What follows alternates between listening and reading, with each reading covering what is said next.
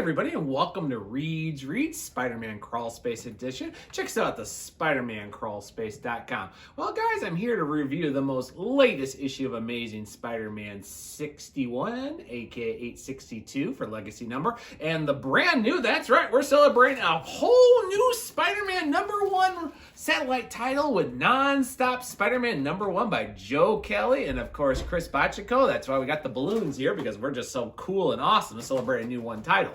So let's get into Amazing Spider-Man by Nick Spencer and, of course, the amazing Patrick Gleason. Let's start with the pros. First of all, I really do like how this storyline kicks in. We kind of gotten the lead up for what we had for the recent prelude with 60 for Peter's kind of fallout about his feelings for Harry Osborn, and kind of leading to what is actually all about the new costume. How is this really kicking off King's Ransom, and really what does it have to do with a lot of players that have been moving through Nick Spencer's series since day one here. So one thing is, it's pretty nice. It kind of get introduced to what the new Spider-Man costume is, why he's wearing it, what it can do, how it's developed, and how it actually fits in with Peter's new job here with Nora Winters and J. Jonah Jameson. It's actually really kind of an interesting story how it works, especially considering how the suit works. It wasn't really developed by Peter, but how it's meant to be kind of a basically a track system for Spider-Man to be for entertainment at once. And it's really interesting because Nick Spencer kind of traps into some things from the Screwball,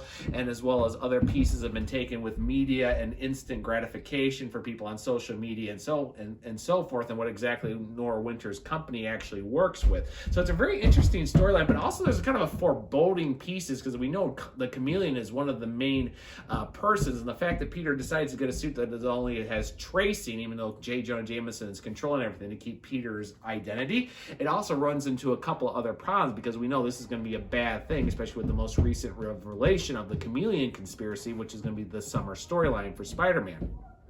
Also, I really like how we actually start getting the Kingpin pushed into what the various crime bosses want to do with the different aliens, including the Boomerang Revenge Squad. It's actually made up of some members of the Sinister Syndicate. So Nick Spencer gets to really play with these characters, and I really like how he moves some other pieces, and the fact that actually this is the big game to get the tablet pieces from Boomerang, but also the fact that it actually involves more of Gog than actually Fred Myers. So there's an interesting little twist on the end there with the whole little assassination tab. Also, we see all the other storylines playing into. We're actually seeing Randy Robertson's relationship with Janice Lincoln, as we see what Tombstone's really been doing on behind the scenes, and exactly why Janice has been moving into it, as we find out from Glory Grant and Joe Robertson that it's like a reversed kind of Godfather kind of things, where actually Janice is kind of building off her own father's empire and actually taking other pieces in a legal matter, but also it also takes the little pieces that Randy and Robbie have not really been talking to each other, and when Randy sees the fact that there's tail inferences on Janice and the new Sinister Syndicate,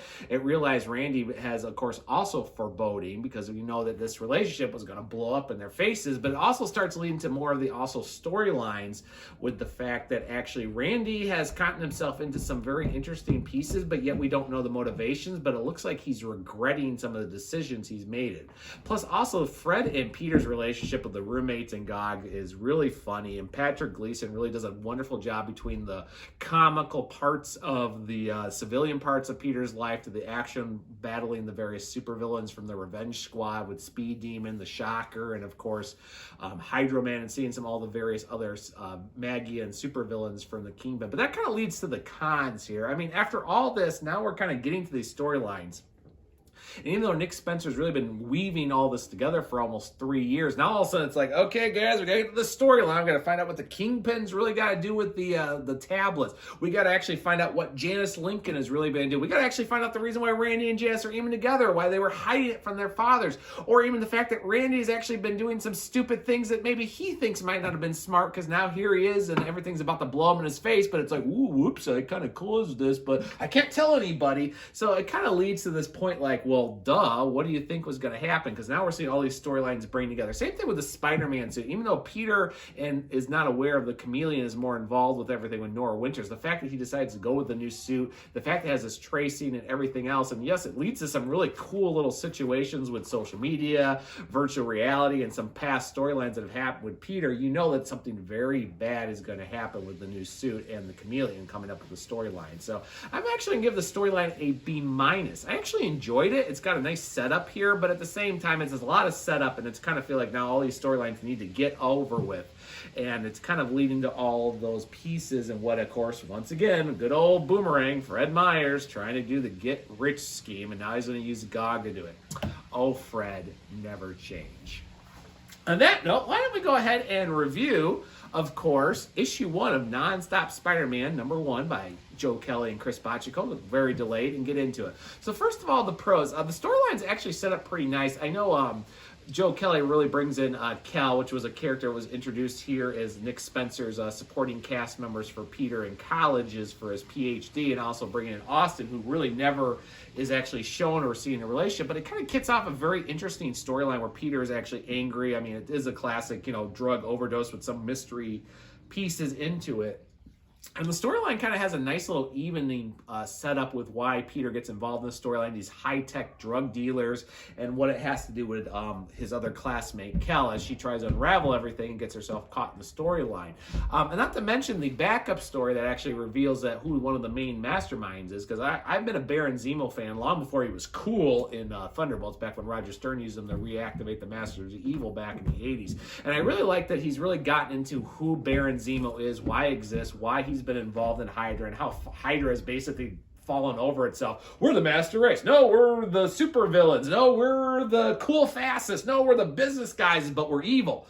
And Baron Zemo actually taking out large portions to try to rebuild Hydra as it's taken off past, Secret Empire to really build it. It really gets into who Baron Zemo is and where he's going, but at the same time, it also kind of sets up weird things because the artwork is just, it's hit or miss, which kind of leads to the cons. I mean, I know some people are fans of Chris Bachelo. I have been fans of his work in previous storylines, especially when he was on X-Men and Generation X. Other things with his storylines have been kind of hit or miss with me over the year. But a lot of this nonstop Spider-Man is supposed to be so much action, in your face, in your face, in your face, in your face. And it kind of turns into, this is kind of a cool story too. You don't know what's going on. I mean, these high-tech drug dealers are just kind of odd. We don't really get their designs or how they're connected to Baron Zemo.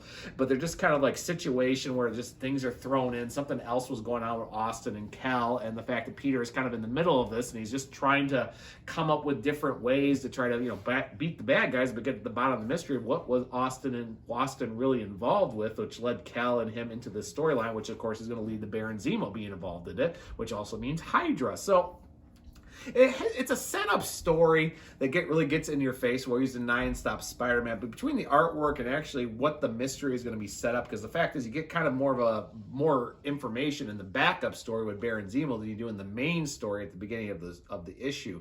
So it kind of drags it down, but it definitely draws up interest to see what is the storyline got to do and how Baron Zemo is going to be involved with it, because let's face it, Spider-Man's only been involved as Baron Zemo in a handful of storylines, back to the original Thunderbolts storyline and a little bit with Secret Empire. So we don't know what's going to really happen. And it's an interesting villain to throw Peter against, not to mention with the characters used with the upcoming Disney Plus series with Falcon and the Winter Soldier. So in a way, it's kind of not a cash grab, and it's kind of involving into that audience, and it's a nice setup, but I'm going to give it a C+. It's not a bad story, but it's not a book I'm probably going to pick up on a regular basis. I'll probably trick back in trades or maybe collections right now. So very good story here with the B- here with the introduction of the King's Random storyline here with Nick Spencer, and a C+ with the nonstop Spider-Man storyline. So that's what you got from everybody. So guys, I'm hoping to see everybody again soon in a couple of weeks here as we wrap up the Symbiont Spider-Man and of course part 2 of the current King's Ransom storyline. So